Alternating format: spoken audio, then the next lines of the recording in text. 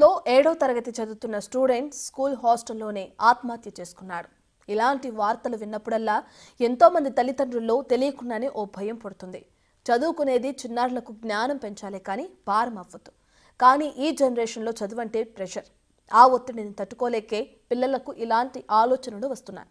ముఖ్యంగా కార్పొరేట్ విద్యా సంస్థల్లో చదివే చిన్నారులే ఇలాంటి కఠిన నిర్ణయాలు తీసుకుంటున్నారు.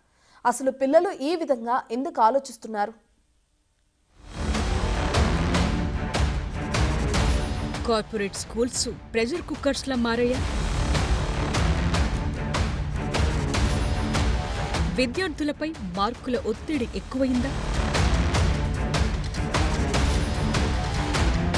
స్కూల్ పిల్లలు సూసైడ్ దాకా ఎందుకెళ్తున్నారు?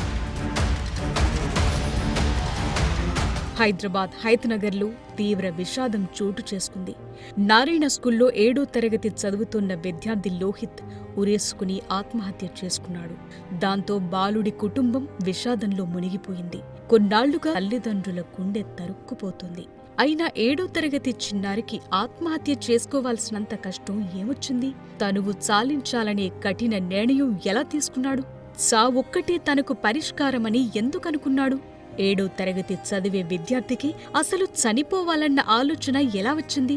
ఈ తరం చిన్నారులు ఈ విధంగా ఆలోచించటానికి కారణాలేంటి? ఇలా అనేక ప్రశ్నలు, మరెన్నో సందేహాలు. అసలు కార్పొరేట్ స్కూళ్లలో ఏం జరుగుతోంది?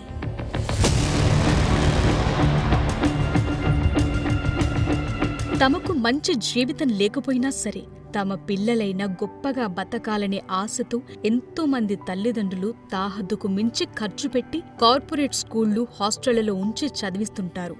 కానీ స్కూల్ యాజమాన్యాల ర్యాంకుల రేస్లో ఎంతో మంది విద్యార్థులు తీవ్ర ఒత్తిడికి లోనవుతుంటారు. స్కూళ్లు, హాస్టళ్లలో ఉండే పరిస్థితులతో తీవ్ర ఒత్తిడికి లోనై మనోవేదనకు గురవుతుంటారు. బాగా చదవట్లేదను, మార్కులు సరిగా రావటం లేదను, తమ అంచనాలను అందుకునేలా పర్ఫార్మెన్స్ కనిపించటం లేదను టీచర్లు కఠినమైన పనిష్మెంట్లిస్తుంటారు. మార్కులు, ర్యాంకులు అంటూ వేధింపులకు గురి చేస్తుంటారు. క్లాస్మేట్స్ ముందు పరువు పోయిందను, వాళ్ల అల్లరి భరించలేకు, స్కూల్లో ఒత్తిడి తట్టుకోలేకు విద్యార్థులు కఠిన నిర్ణయాలు తీసుకుంటున్నారు. ఇది ఒక్క హైతనగర్ నారాయణ స్కూల్లో మాత్రమే జరిగే తంతు కాదు. అన్ని కార్పొరేట్ స్కూళ్లలో జరిగేది ఇదే. చిన్నారి లోహిత్ కూడా ఫిజిక్స్ టీచర్ వేధింపులకు గురయ్యాడని, క్లాస్ రూంలో లీడర్ని పెట్టి కొట్టించేవాడని తండ్రి చెప్తున్నాడు. ఇదే విషయాన్ని లోహిత్ తనకు చెప్తే టీచర్ను మందలించానని తెలిపాడు. కొద్ది రోజుల కిందటే ఈ స్కూల్లో ఉండాలనిపించట్లేదు నాన్న అని కూడా చెప్పాడు లోహిత్.